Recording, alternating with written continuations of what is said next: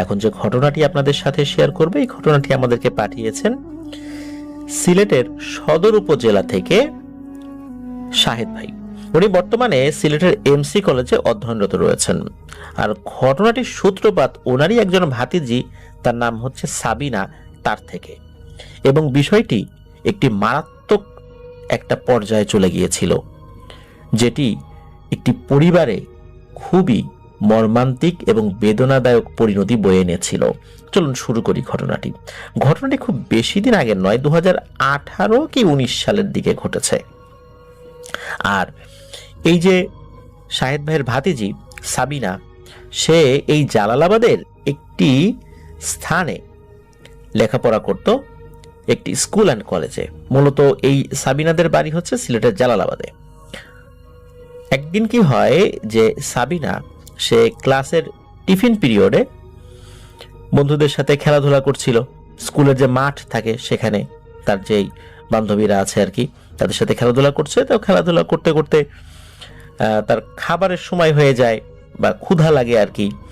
তো ওই সময়ে তার সাথে থাকা যে খাবারটা বাড়ি থেকে নিয়ে এসেছিল, সেই খাবারটা সে খায়। খাবার খাওয়ার পর কিছু অংশ বেঁচে যায়। এখন এটা সে কোথায় ফেলবে? এটা ফেলার জন্য কি করে, স্কুল থেকে একটু পাশে একটা ঝোপ জঙ্গলের মতো রয়েছে, ওখানে একটা বড় বট গাছের মতো রয়েছে, ওইখানে সে ছুঁড়ে ফেলে দিয়ে চলে আসে। জাস্ট এতটুকুই।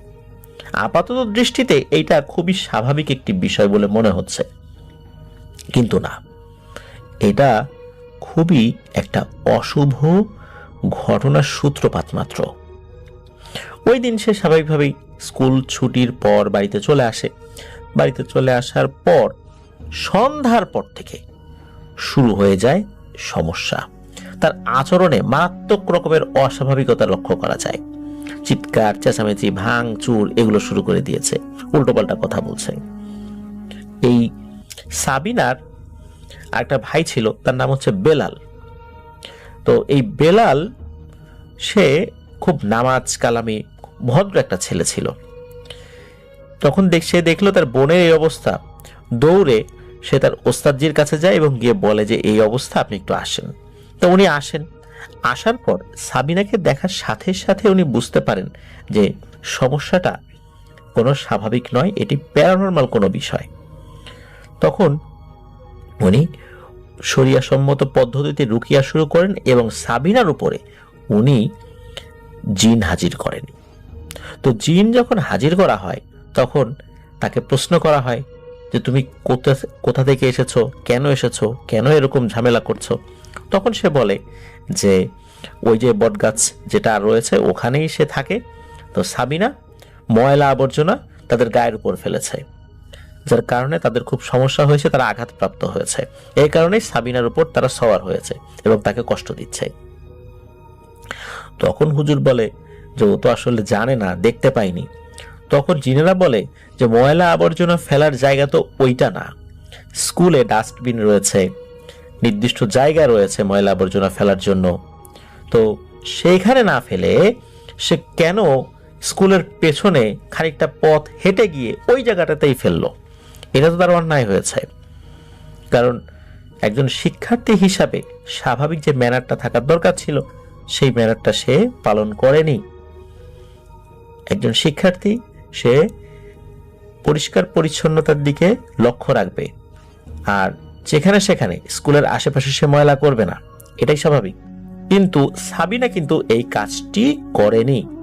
না করে সে যে কাজটি করেছে তার দৃষ্টিতে সেটা কোনো সমস্যা না হলেও এটি একটি সমস্যা বয়ে আনে, প্রিয় লিসেনার্স। তো যাই হোক, জিনদেরকে বিভিন্নভাবে রুকিয়ার পদ্ধতি অ্যাপ্লাই করে ওই সময়ের মতো তাদেরকে তাড়ানো হয়। তবে ওই জিনটি বলে যায় যে সে আবার আসবে। তো হুজুর ওই সময়ের মতো ঝাড়ফুঁক করে দিয়ে যান, কিছু ব্যবস্থা দিয়ে যান, কিছু আমল শিখিয়ে দেন, এরপর হুজুর চলে যান। এরপরে সাবিনা স্বাভাবিক।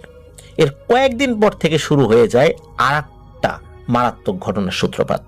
সেটি হলো ওই সময় তো শুধু সাবিনার উপরে জিনেরা অ্যাটাক করেছিল, এইবার পরিবারের প্রত্যেকের উপরে জিনেরা অ্যাটাক করেছে। প্রথমত সাবিনার বাবার উপরে। তার বাবার ছিল বাজারের দোকান, সে দোকানে গিয়ে দোকানের মালামাল সব ছিঁড়ে ফেলছে, ছুঁড়ে ফেলছে, মানুষের সাথে খারাপ ব্যবহার করছে।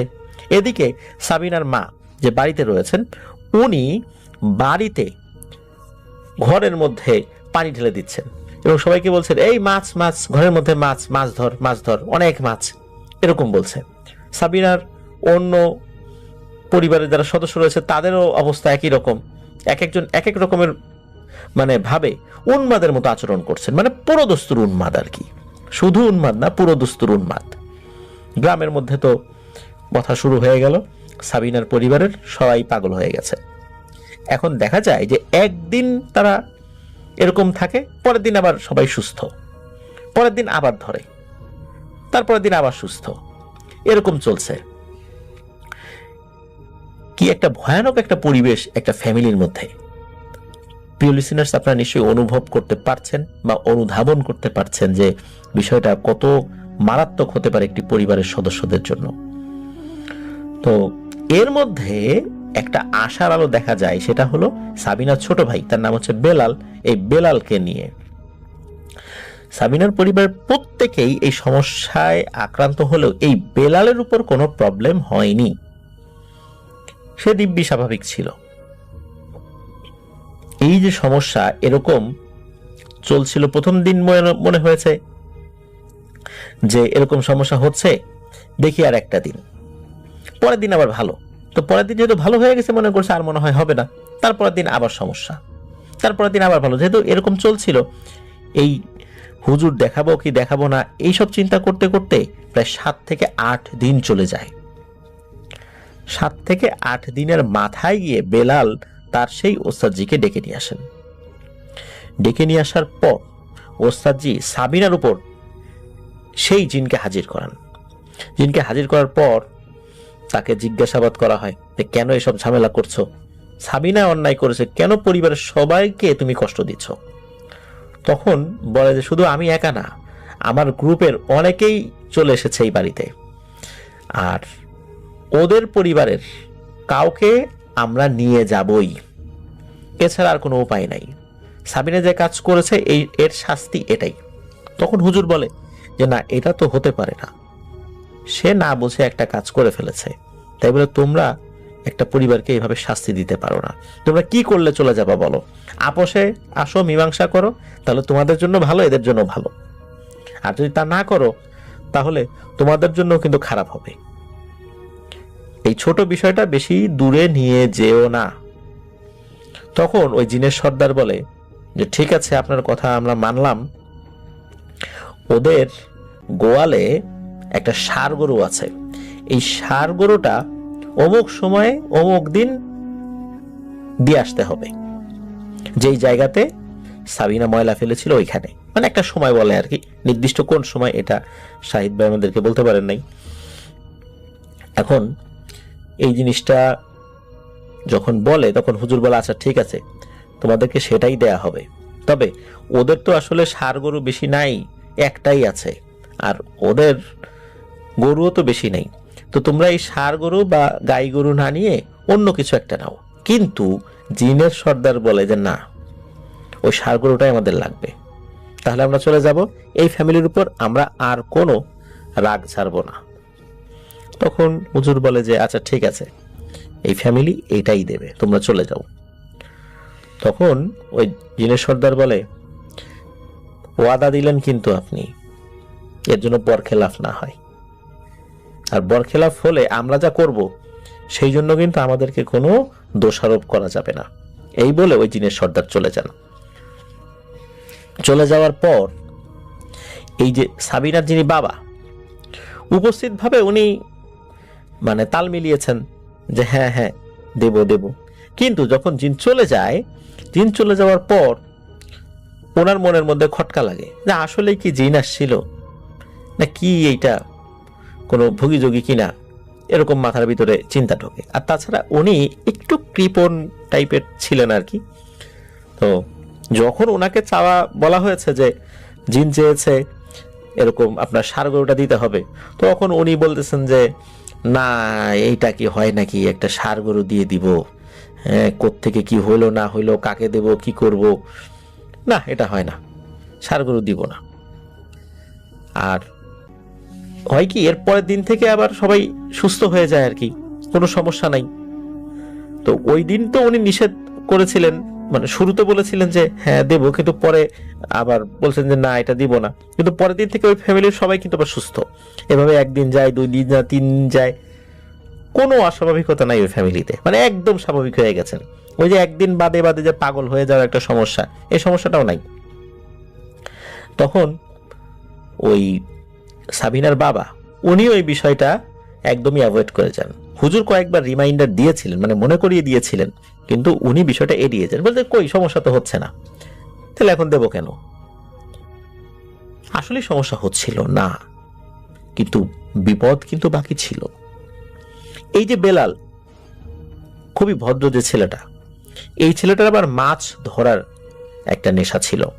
ওদের বাড়ি থেকে খুব কাছেই একটা খাল ছিল, ওই খালের একদম শেষ মাথায় গিয়ে একটা জঙ্গলের মতো ছিল, ওখানে নাকি অনেক ভয়ের ঘটনাই ঘটে টটে। যাই হোক, তো এই বেলাল কি করেছে, বড় বড় মোটা মোটা প্রায় 4টা কলা গাছ দিয়ে একটা ভেলা তৈরি করেছে। ওই ভেলার উপরে জাল নিয়ে, কারেন্ট জাল আর কি, ওই খালের একটা জায়গা থেকে আর একটা জায়গায় সে পেতেছে, এরকম কয়েকটা জায়গায় সে পাতে। তো বাড়ি থেকে সে যখন বের হয়, তার মায়ের কাছ থেকে বিদায় নিয়েই বের হয় যে আমি যাচ্ছি ওই খালে জাল পাততে। তো সে আসরের পরে বের হয়েছে, মাগরিবের আগেই জাল পেতে সে আবার বাড়িতে ফেরত আসবে, মাগরিবের নামাজ সে মসজিদে জামাতের সাথে আদায় করবে, এমনটাই সে করে আর কি। ওই সময় কিন্তু বর্ষাকাল ছিল। তো বেলাল গিয়েছে, কিন্তু মাগরিবের আজান হয়ে যায়, বেলাল আর বাসায় আসে না। কোনো কারণে একটু দেরি হতেই পারে, এদিকে মাগরিবের আজান হয়ে এশার ওয়াক্ত হয়ে যাচ্ছে, কিন্তু বেলাল বাসায় আসে না। তখন সকলের মনে তো সন্দেহ লাগে, কি ব্যাপার, বেলাল বাসায় আসে না কেন। তখন বেলালের বাবাও ইতিমধ্যে জেনে গেছেন যে বেলাল বাসায় আসে নাই। তখন উনি এবং বেলালের অন্যান্য ভাইরা তারা বের হয়েছে, খালের ওইখানে গিয়েছেন, তারা টর্চ লাইট নিয়ে গিয়েছেন, ডাকাডাকি করছেন এই বেলাল বেলাল এরকম বলে, কিন্তু তাকে কোথাও পাওয়া যাচ্ছে না। তারা একটি নৌকা নিয়ে আগাতে থাকেন, এবং বেলাল যেখানে জাল পাতে সেই জায়গায় গিয়ে দেখেন জাল কিন্তু একদম ঠিকঠাক, জাল পাতা হয়েছে। জাল উঁচু করে দেখেন যে সেখান থেকে মাছ খোলা হয়নি, মানে পেতেছে আর কি। বেলাল গেল কোথায়, আর তার ভেলাটাই বা গেল কোথায়? কেউ কেউ বলছেন যে ও মনে হয় ভেলা নিয়ে অন্য সাইডে চলে গেছে, কোনো কাজ থাকতেই পারে। কিন্তু মনের যেই একটা খচখচানি, এটা তো যায় না যে না আন্দাজে বললে তো হবে না, আসলে সে কোথায় গিয়েছে তা তো আমরা জানি না। কিন্তু এইখানে আসার পর সে যে ফেরত যায় নাই, এটাই হলো সবচেয়ে বড় কথা, এবং কেউ তাকে দেখেও নাই অন্য কোনো জায়গায়, তাহলে সে গেল কোথায়? তখন খোঁজা শুরু হয়ে যায়। ওই গ্রামেই যমজ 2 ভাই ছিল, এরা মাছ ধরায় খুব পটু ছিল, ভালো সাঁতারও ছিল, ডুবুরিও ছিল, পানির নিচে ডুব দিয়ে অনেকক্ষণ থাকতে পারত।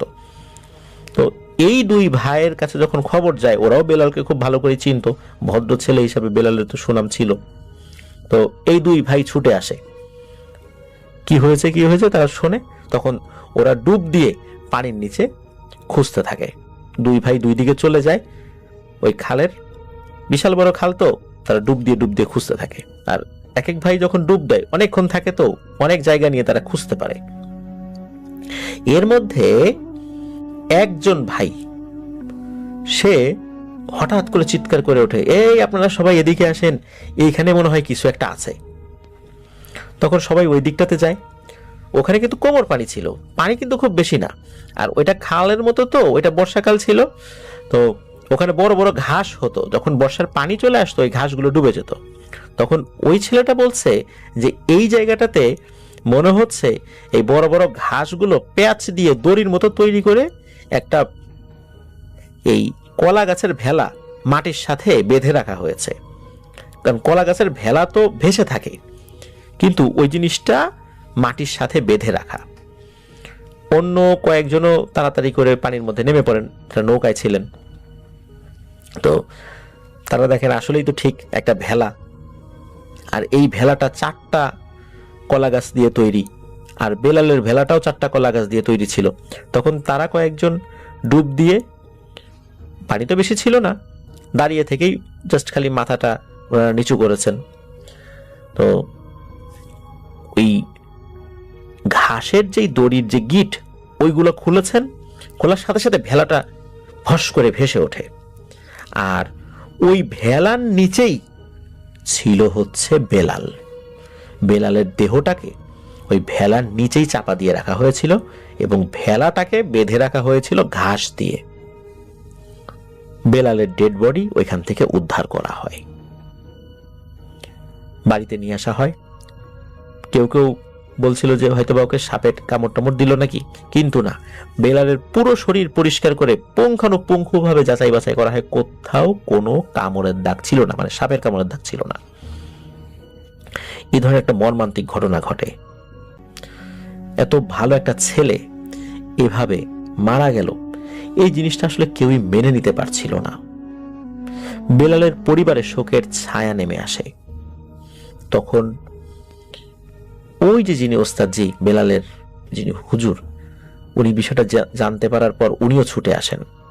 ছুটে আসার পর উনি বিষয়টি দেখে খুবই মর্মাহত হন এবং উনি বেলালের বাবাকে সান্ত্বনা দেন। এখন ওই অবস্থায় কি বলবেন, সন্তান চলে গেছে, এখন কি তাকে বলা যায় যে তুমি ওই জিনিসটা দেও নাই দেখে এই ঘটনা ঘটেছে? উনি ওই অবস্থায় তাদেরকে সান্ত্বনা দেন, বেলালের দাফন কাফনের ব্যবস্থা করেন। এখানে কিন্তু একটি ভয়ানক ব্যাপার রয়েছে প্রিয় লিসেনার্স, যেটা এই যে শাহেদ ভাই উনি নিজে উপস্থিত থেকে জিনিসটা দেখেছিলেন বলে আমাদেরকে জানিয়েছেন, এবং ওই গ্রামের প্রায় অধিকাংশ লোকই এই ঘটনার সাক্ষী। সেটা হলো, বেলালকে যখন তুলে আনা হয়েছিল এবং মাটিতে রাখা হয়, মনে হচ্ছিল বেলালের শরীরের ভেতরে থাকা সকল হাড়গুলো ভেঙে গুঁড়ো গুঁড়ো হয়ে গেছে। ওর হাত যদি উঁচু করা যায়, হাতগুলো নেতিয়ে পড়ে, পা উঁচা করলে পা নেতিয়ে পড়ে, ঠিক যেমন একটা কেঁচোকে আমরা একটা লাঠির আগায় নিয়ে যদি রাখি, তাহলে কেঁচো যেমন দুই দিক থেকে ঝুলে পড়ে একটা দড়ির মতো, মনে হচ্ছে বেলাল ওরকম। ওর শরীরের প্রত্যেকটা হাড় গুঁড়ো গুঁড়ো হয়ে গেছে, কোনো অংশই ধরা যায় না, মানে তার মধ্যে হাড় নাই বলে মনে হয়, এমন একটা অবস্থা। এই অবস্থা দেখে প্রত্যেকেই কিন্তু মারাত্মক ভয় পেয়েছিলেন যে এমন অবস্থা কেন হলো, এমন তো হওয়ার কথা না। ওই রাত্রেই বেলালের দাফন কাফন শেষ করে ওস্তাদজি ওনার অনুগত জিনদেরকে ডাকেন। তারা খোঁজ খবর নিয়ে জানতে পারেন যে মূলত এই যে জিনগুলো সাবিনার পরিবারের প্রত্যেককে অ্যাটাক করেছিল, কিন্তু বেলালকে অ্যাটাক করতে পারতো না, কারণ ও নামাজ কালামি থাকতো, সবসময় পাক পবিত্র থাকতো। ওকে বারবার অ্যাটাক করার চেষ্টা করার পরেও তারা সমর্থ হয়নি, এই কারণে এই বেলালের উপর ওরা ক্ষিপ্ত ছিল। তারপরে বেলালের পরিবার থেকে যখন প্রথমে বলা হলো যে হ্যাঁ তারা দেবে ষাঁড়গরুটা, কিন্তু পরবর্তীতে আর দেয়নি, তখনই ওরা প্রতিজ্ঞা করেছিল যে এই ষাঁড়গরু যদি না দেয়, বেলালের ফ্যামিলি থেকে, মানে সাবিনার ফ্যামিলি থেকে একজনকে তারা নিয়ে যাবে। আর যেহেতু ওই ফ্যামিলির মধ্যে একমাত্র সদস্য বেলাল, যার উপর তারা কোনো ধরনের কোনো প্রভাব বিস্তার করতে সক্ষম হয়নি, এই জন্য এর উপর তাদের ক্ষোভটা একটু ভিন্ন মাত্রার ছিল। আর যেদিন বেলাল মারা যায়, ওই দিন আসরের পর সে যখন বের হয়েছে, তখন ওই অবস্থাতে তার অজু ছিল না, 1 নাম্বার বিষয়।